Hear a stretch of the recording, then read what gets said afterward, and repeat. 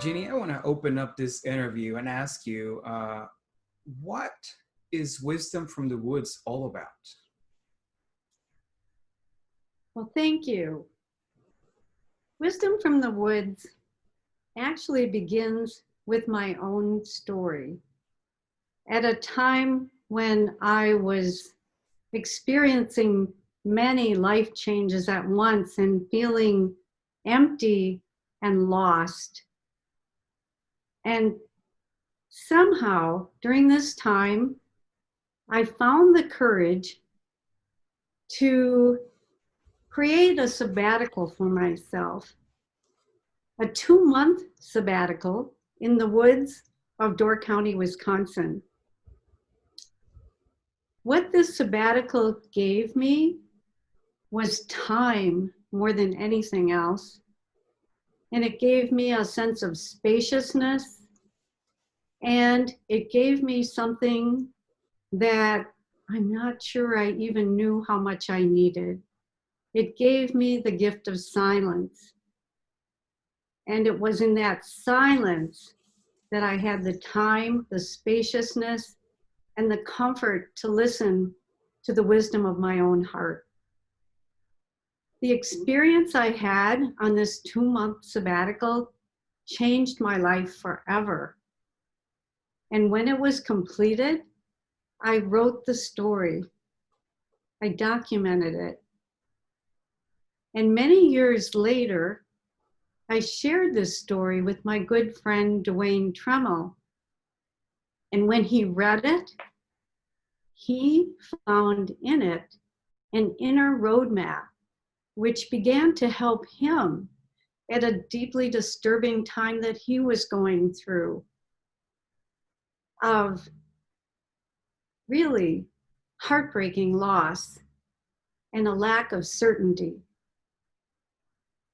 So the heartwarming story of our friendship and support, along with the compelling story of 3 of our learning partners, gives the reader an opportunity to learn about the different ways that each of us navigated these times of life-changing challenges that we had, and offers the reader an opportunity to be a witness to the ways that we navigated that brought us a sense of renewal, hope, and possibilities that we never could have expected. That's extremely profound, and it's really ad hoc to what's happening today. I feel like being at home for, I guess, over 60 days at this point is really challenging. So what was it like being by yourself for 60 days in a remote cabin in the middle of the woods, reflecting on your life? There's a lot of parallels that we can draw between that and, being at home. How can this be a positive thing? Well, I love that question, and I thank you for it, because I think you're right. There are a lot of parallels to this time. As I thought about it, I really didn't know what was ahead of me, but because I was so lost at that time, when I got this idea, it was really the only idea I had to take this sabbatical. So I really made a commitment to myself that I was going to do that. And when I did, as soon as I did, even before I went, things just started to fall in place. And I noticed that. And I did some things because of that that helped me prepare. And the reader will learn about that in the story. And those things made a real difference to the experience. And synchronistically, things just started to unfold. Absolutely. Also, excuse me? Absolutely. Thank you. No, please go on. Also, I connected with my friends before I left, and they gave me some things that would help me and help me remember them, and some symbols that were important for me. And I found pictures that I took with me, packed all this into my car, and I took, at the time it was tapes and CDs and books with me.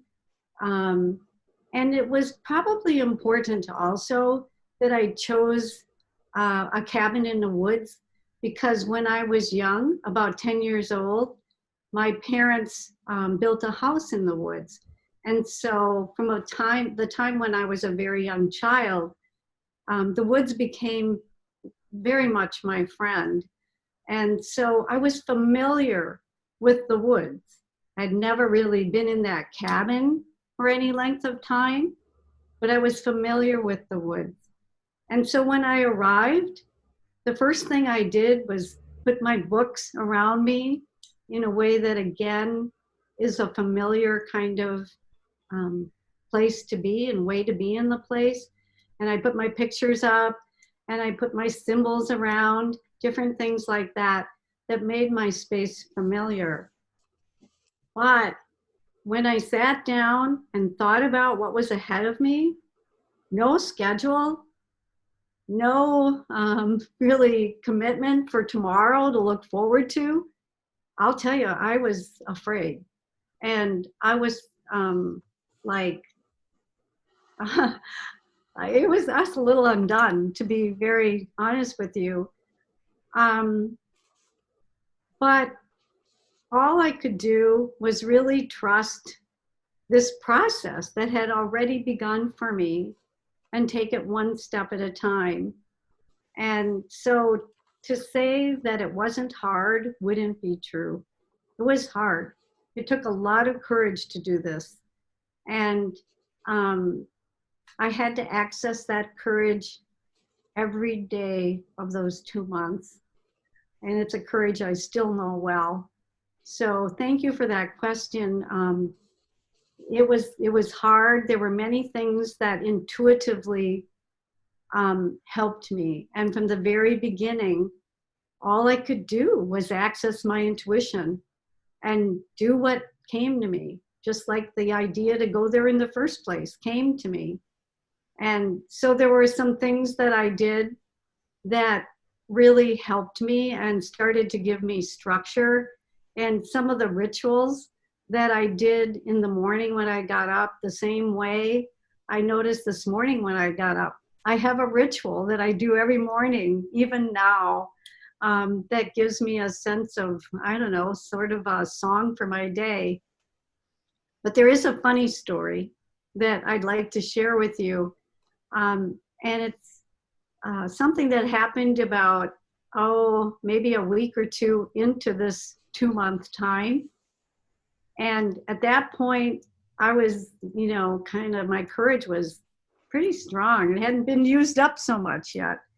And I thought, well, you know what, if I'm really going to do this, I'm going to just not look at my clock, my watch. I'm not going to look at clocks. I'm really going to go into time and really get in touch with the natural rhythm of time, So I took papers and I covered up all my clocks, and I took my watch off and put it away. And that lasted about 2 days. I just said, that's just over the top, Ginny. I mean, like, really? And sort of like I had this conversation with this friend that was with me all the time. And I said, not now. I can't do that right now. And that was probably the first time I sort of relaxed into this journey a little bit. And I found a little humor in it because, I just wasn't going to accomplish everything in the first 2 weeks. And in some cases, they were things that I was asking of myself that it just wasn't going to work for me. So I experimented a lot with different kinds of things. But from the very beginning, I had a deep commitment to do things that were good for me, that would make me healthier, and that would help me to settle down and find some kind of rest and peace. So I ate well, and I took care of physically exercising on a regular basis. I nurtured my spirit. I nurtured myself emotionally in many different ways.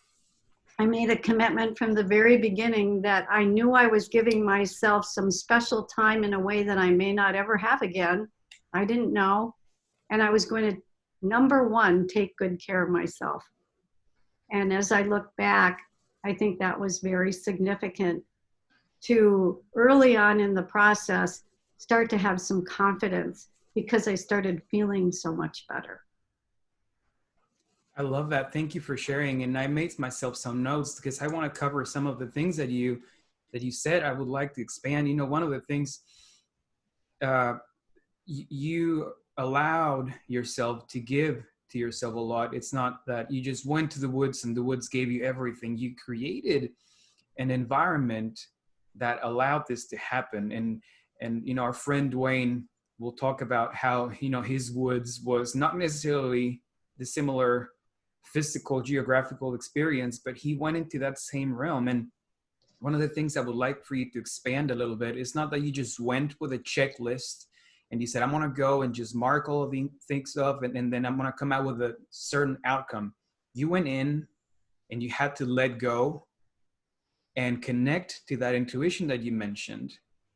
Was that challenging to be able to just, you know, because we're used to, you know, corporate world, we have a checklist for a checklist, and you know, bam, bam, bam, to show up, to drop the armor, Yeah. and to connect with yourself. How did that work out for you? That's such a good question because it was foreign at first. I'm a real list maker. I get that. And I mean, that was how lost I felt, you know, when I sat down that first day. If you've got And really, all I had was my own intuition. And that was new for me. But very quickly, I realized that. At least I can say that now. I think that's what was happening. And one of the things that I did, again, I brought it with me, it was familiar to me, was that I started to journal every day. At first, I did it on a typewriter computer. And I had done that as a teenager, actually, in my house in the woods. I can remember times when I felt maybe disturbed or lonely, and I'd sit in my room and I would journal. And it goes all the way back to when I was 8 or 9. So I did come in with an expectation to do that. And during the first 2 weeks, that moved into a handwritten kind of journaling in a special journal that was rather large. And I made a commitment, again, developed a discipline to do that every morning for 3 of the pages. And that probably, I would say, nurtured my intuition as much as anything, because as my days began to unfold, I developed more of an attention to what was happening around me, because I knew I wanted to see it and to remember it and to bring it to my journal the next morning. And by the time I got to my journal with it the next morning, it was working inside of me. Now I was listening to that wisdom in my heart, and we were having a conversation together, and my journaling would start telling me what was happening and what it might mean for me. And so that's, for me, a really precious part of our book, and because I know that journaling came from a friend in my heart that was speaking through me and writing itself on my journal. So sometimes I would sit there and be quite surprised at what I was learning about what happened the day before. And that did nothing but water my expectation for the day in front of me, to be somewhat open to everything, and be open to what would surprise me, be open to even the different smells as I went on my walks, or noticing a different flower, or noticing something different about the clouds or the leaves, or something about this season, because my 2 months were in September and October, the Mm. entire season of the fall in Wisconsin. So it was an attunement, you might say, that came out of, that began as I journaled, and what journaling really was teaching me about my own journey. I That would say is really that's powerful. probably the most important step I took. Thank you for sharing. I love that. That was the best answer for this. And there is, Terence McKenna said something about the path of awareness is like, you know, the main message is that nature wants to talk to us. And basically, as we're diving into intuition, you know, we just are able to listen to nature instead of just what's in here. So that's pretty powerful. Speaking of that connection of nature talking to us, there were some patterns that I noticed in the book that you were seeing, and I want to know a little bit more. How did you find strength and guidance during the times in the woods when you were alone? There was a recurring theme, and I would like to expand a little bit on that.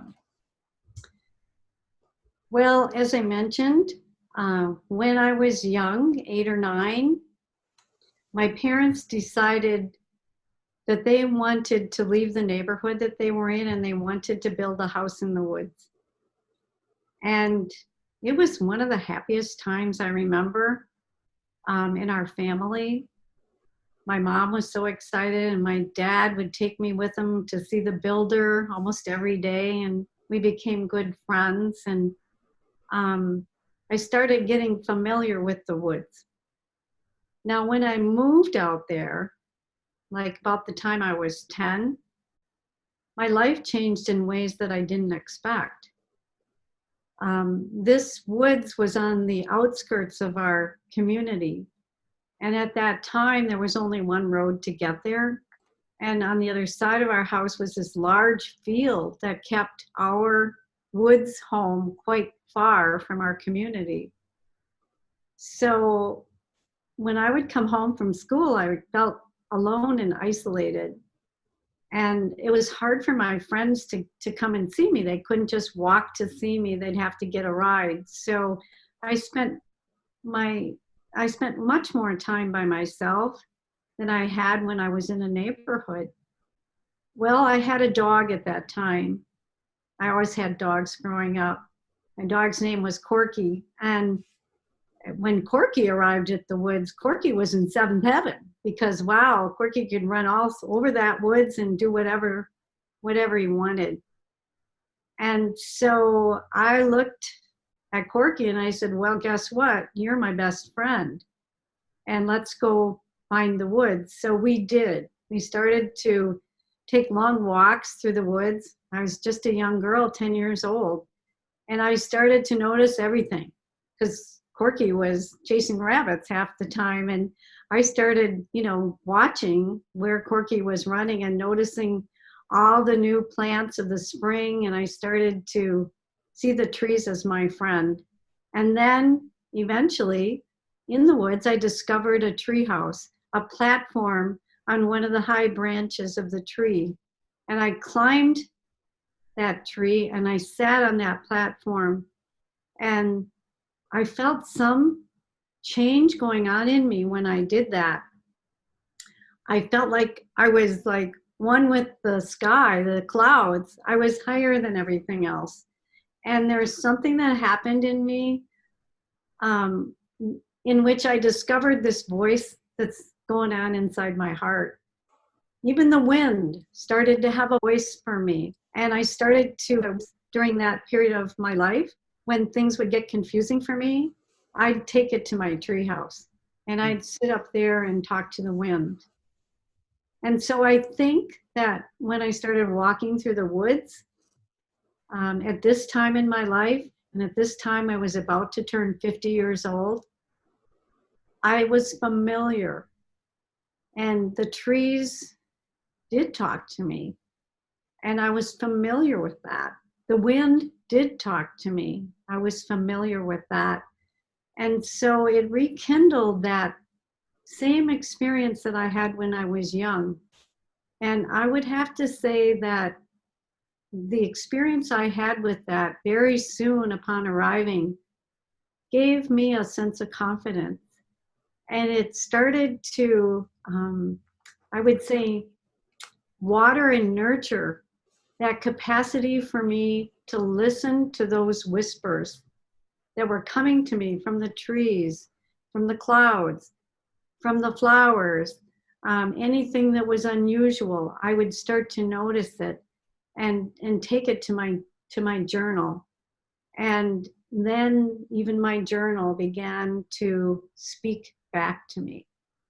So I don't know what I would have done probably, or how this would have been for me if I hadn't put myself or created this sabbatical experience in a place that I knew somewhat well as I went into this journey that was full of surprises for me, full of unexpected experiences. I had that that familiarity, that comfort level with this voice in my heart getting stronger and stronger. I'd forgotten about it for a long time. And in a sense, it was like coming back home. I love that, coming back home. That's extremely powerful. What is some of the greatest challenges in this way of being, and thinking, and leading, and loving? Well, here's probably one of the things that surprised me most. And it's one of the things that was the most challenging. But it also is one of the things that opened the door to the healing I experienced. I don't know that I realized that having that much time, especially in nature in that way, would bring back so many memories for me. Of course it did. I thought about my childhood. I thought about so many times in my life that were difficult. And I had a lot of time to reflect, and I used it. And I'm grateful that I did. I gave it to myself. And I stayed with those memories, and they were painful sometimes. I cried a lot. I would have swings of emotions. I'd wake up feeling like, wow, this is going to be the best day of my life. And then some of these reflections would take me to a very deep place. And what I know about silence now is what I really experienced. I know this through an author named Henry Nouwen, and I've really studied him a lot, and he loves to invite us to silence and solitude. So I'm so interested in that because of my experience. Well, when you invite yourself into silence, there are levels that you go through, and the first part of your experience is scary and unfamiliar and not at all fun. And the key is to stay with it.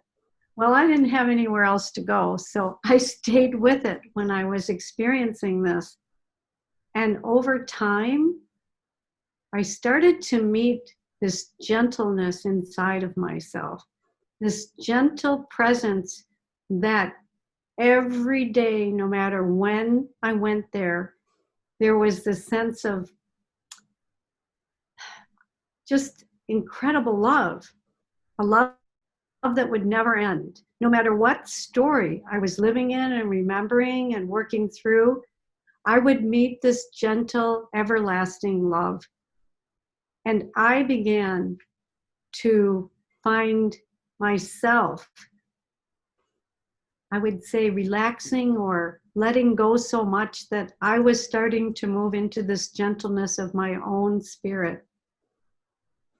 And so what was going on for me was a healing process. And over time, my rhythm started to connect with the rhythm of the trees in the fall. I was one with it. I knew what I was experiencing in how the season was moving along just by stepping outside. I got so sensitive and I was so open for what this healing would do for me. So I really didn't expect that when I went into the woods. I just wanted to rest. I wanted to get off the wheel. That's all I knew. But what I learned was that there's a healing available to us if we but just stay in this silence and stay with our hearts, that can lead to a hope and a sense of peace and to a future that we never would have imagined. And that's what I learned. I think that's the most significant and really the most honest feedback I can give you about this experience. Was it wonderful? It was amazing. It changed my life in ways I can see now never would have happened. But was it easy? No. Was it worth it? Absolutely. It changed my life, and I know it can change anyone's life that gives themselves the time, the silence, and the disciplines to listen to the wisdom of their own hearts. I am baffled by this response that you gave, and I can see how you used all of that compost, for growth. There was a lot of pain. There was a lot of, challenges that you were going through, and you used them to the broken heart broke open for more love. And I can feel it. And I'm super grateful that you're sharing this experience with you. When Dwayne asked me to read the book so I could, mark edits or do anything, I tell him I would actually pay for this book. So thank you for giving the opportunity, to be one of the people that read and mark and all of that stuff. So I think it's super valuable, especially in these times of change where we just want to throw everything away. It's like, it's too painful, take it away. But if we just slow down, if we take it as life is happening for me, what can I learn? How can I grow? That's the spin that you did. Instead of becoming a victim, you slow down. And it's not easy, like you said, because this is one of the most challenging things that we've gone through. But then you came out a whole different person. I love that. And, to your question before, that related COVID to that journey that I took.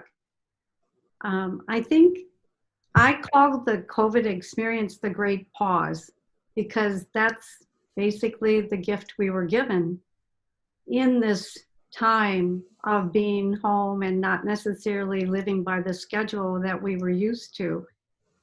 The funny part about it is that before that happened, I was so busy and I was so tired, and I kept thinking, gee, I wish I could go on a retreat.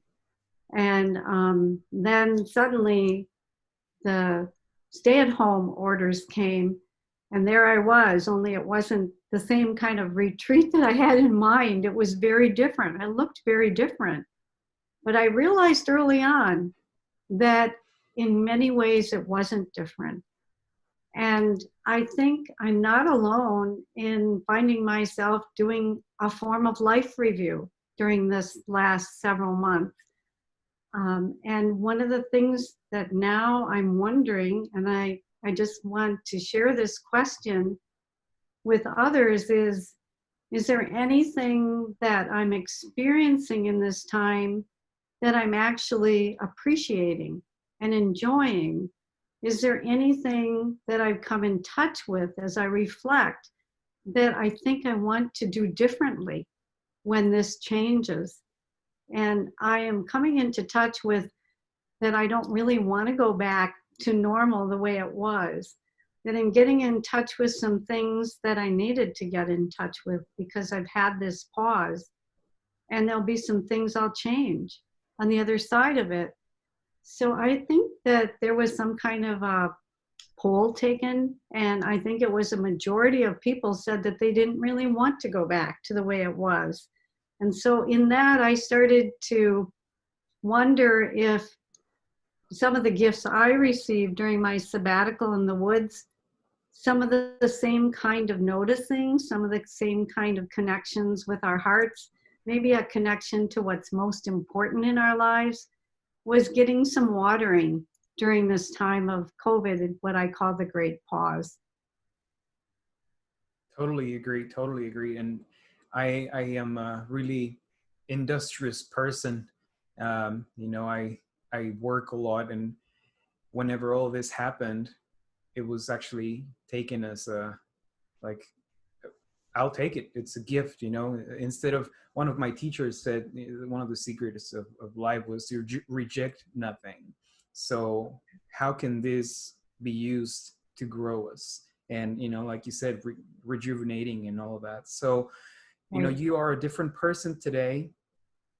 Um, and it was painful, it was challenging, but it was also really, it grew you. Would you do that over again if you had the chance with the hindsight of today? Would you go back to the woods? Would you do it Mhm. differently, or would you do it the same? That's a great question. When I left, even just prior to concluding my sabbatical, I wrote many times in my journal about my commitment to not losing what I had gained. And certainly, the discipline of journaling has stayed with me ever since. Over time, it began to look like this, and I still do it today. And I don't know if I can ever truthfully say I'm retired, because I don't think I ever have retired, although I've retired so many times. So it's kind of funny. But people say, "Why do you do this, Ginny? I can't believe you do this." I set my clock, my alarm clock, every night for 5 o'clock in the morning. And I get up and I have my little rituals. I get my coffee, and I've prepared a room in my home. I always make a space, no matter where I am, to have this morning reflection time. And then I have my ways of reading something that opens my heart, touches into that place that I can hear those whispers. And then in some way, I have several different ways I do this.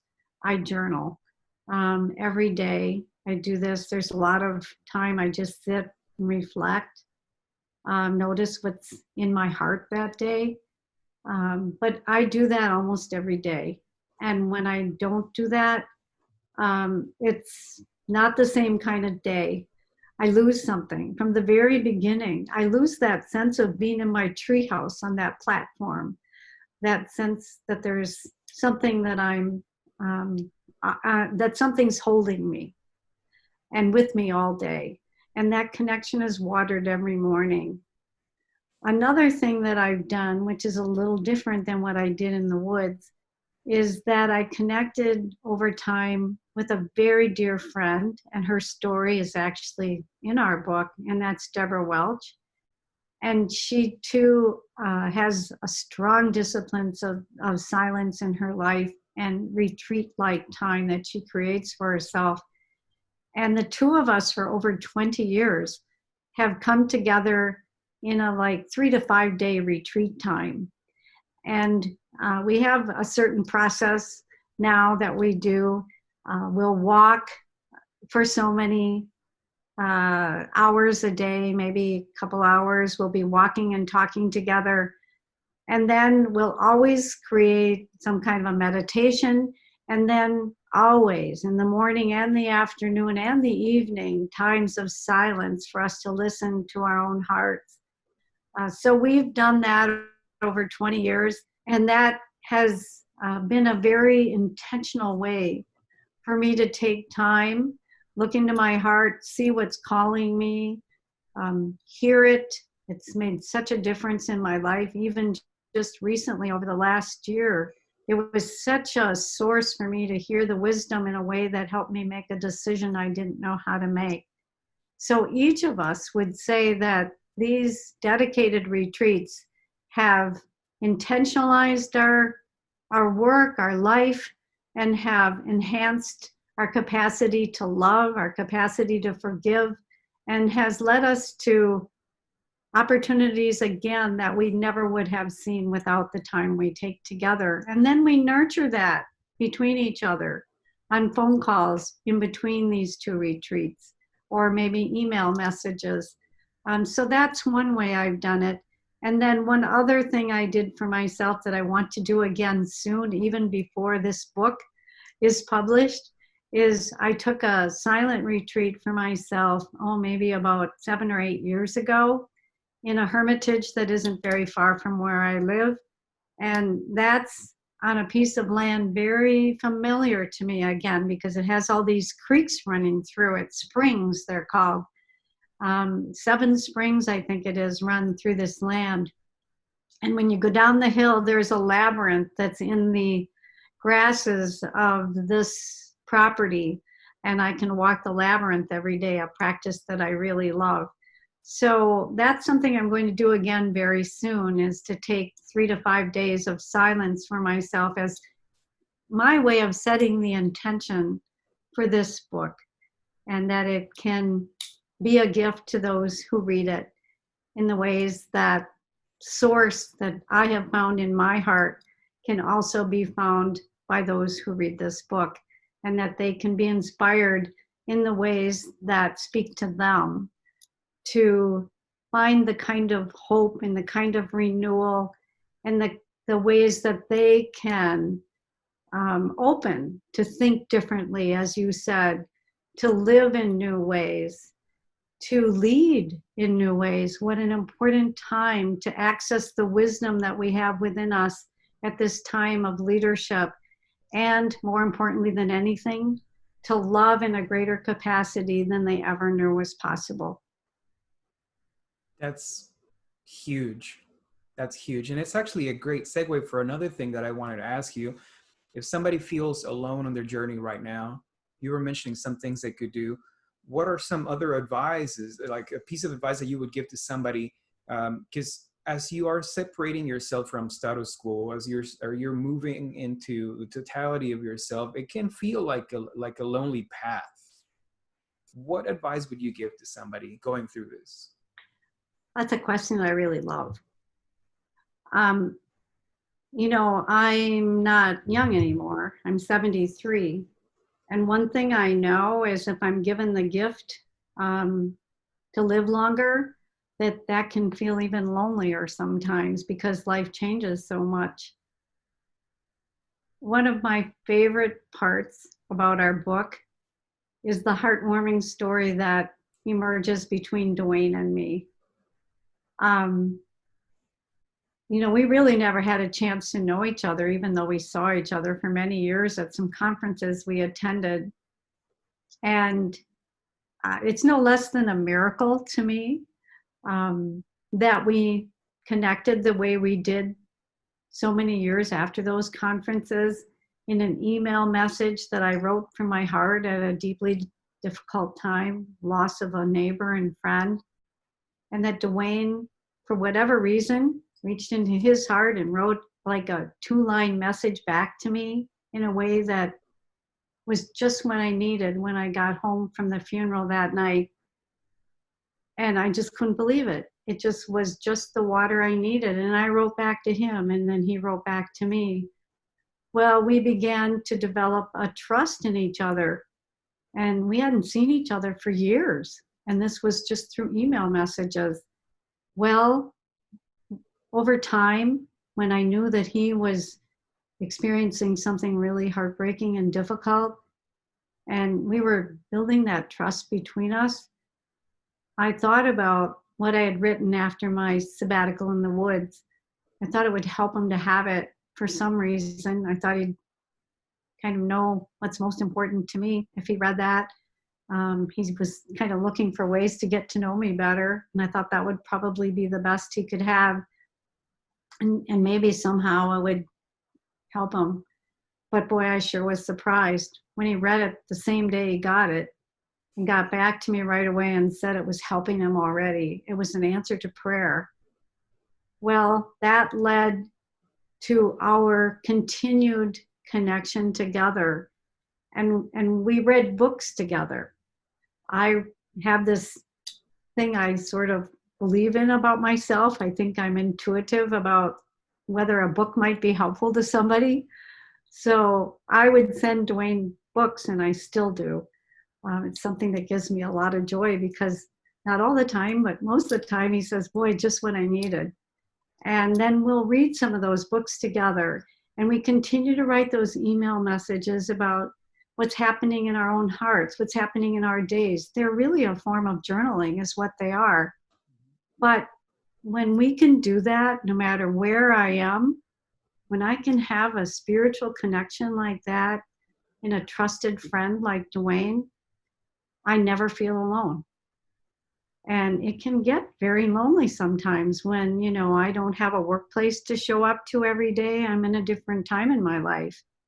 I'm called to do different kinds of things. And one of the things that I do a lot of during this great pause time is have phone connections with people so that we can share what's going on for us at this time. How are we navigating this time? And what are the most difficult parts of it? I think people are making very difficult choices sometimes, and we need each other. We need each other.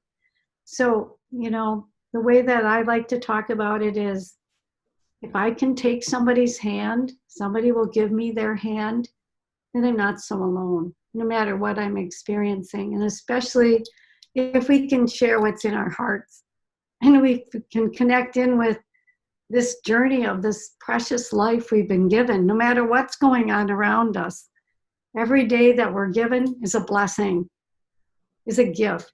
And if we can share in that blessing in some way, our hearts get nurtured, we're not alone, and it's amazing what we can experience in our day in a way that maybe we would have missed if we hadn't had that connection together.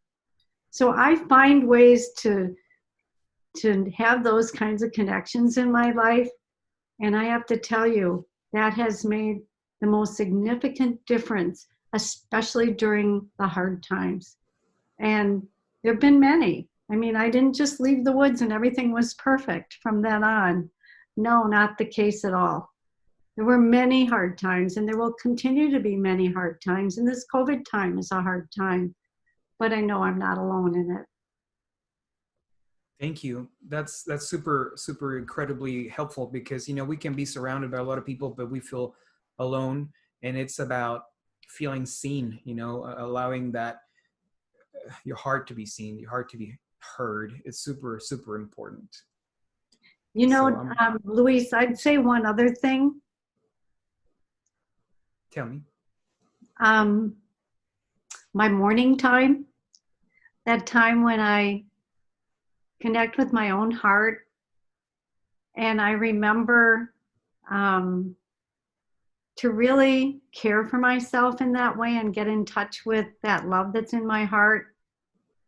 I think that if I nurture my own self-love in a disciplined way every day, what I believe and have learned is that the relationships I have with others are different.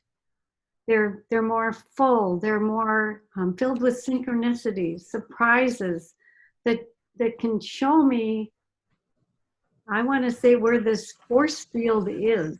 There's some kind of a field, some kind of a life force that if I can touch it in my own heart each day, then all the connections I have with people, the companions I have in my life, there's a greater grace that flows through those. And in that way, I learn so much and I grow so much. So I wanted to connect the time in my own heart with the connection of the hearts of the people that continue to help me grow. I love that. And that's actually something similar around that theme I was going to ask you. People buy the book, they read it. What is your hope for them to get out of the book? And you're kind of touching a little bit on that, but is there anything you would like to add to that? Well, I'm going to use my expression is that I hope that the reader is comfortable to go hand in hand with each of us in this book, in each of our stories. And I hope that these stories will inspire the person that reads this book, inspire this person in a way that they too can find the courage inside of them to experiment, to explore with some of these practices that have helped us and some of these tools that are offered in this book. And I'm hoping that, I guess one of my hope for is that if the reader is excited about this book and wants to try some of these practices, that maybe the reader reach out to somebody else who might be helped by this book and say, gee, I'd really like to share this book with you. You want to do it with me? Because that's always worked for me. Whenever I want to learn something, whenever I'm going through a period of time in my life that scares me, a friend of mine recently did that as she was just beginning her retirement, and she was just scared to death about retirement. So she found a book that could help her, and then she invited several of us to read it with her and learn with her. Well, in the case of our book, there are some really helpful questions in our book, I think, that can help the reader and perhaps a companion on this journey. And I also think that it will help in, I think, for me, being accountable to somebody else, because it does take a commitment and it does take a deep dedication, and you might even call it a discipline. This isn't easy stuff. It can be hard work at first before it becomes something that you know will nurture your day every day. At first, it feels like hard work. So if you can reach out and offer your hand to somebody else and say, I'd like to share something with you and grow with you, I think that would be really, really helpful. And then I hope for those who read this book that they will experience the wisdom in their own hearts. And sometimes that wisdom's a whisper, it's soft. So I'm hopeful people will give themselves the kind of silence, the kind of time, slow their rhythm down to a more comfortable rate, perhaps. And then what I wish for the reader is the sense of renewal, the kind of healing that leads to the hope that those of us who share our stories have experienced. And then I hope for the reader that this can take them to a place in their lives that give them such a sense of fulfillment and that feel to them like my life feels to me every time I read this book. My life, I feel, is a miracle. And I think there's a miracle living in each and every one of us. So I wish for the reader the lens into their own life and the connection to their own life as a miracle, as the miracle that I think that it is. So I wish for all those who read this miracles in their lives, like I feel mine has been for me.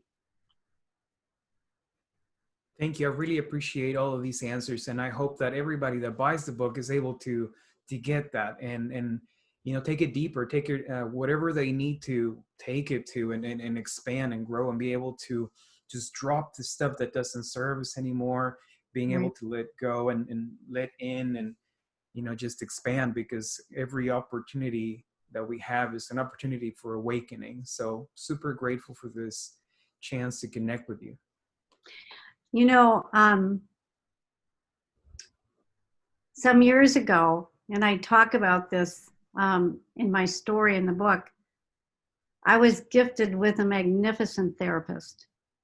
And she was just such a gift to be the person who walked with me even before the woods and then after the woods. And I'll never forget the question that she asked me more than once. Ginny, what do you want out of your life?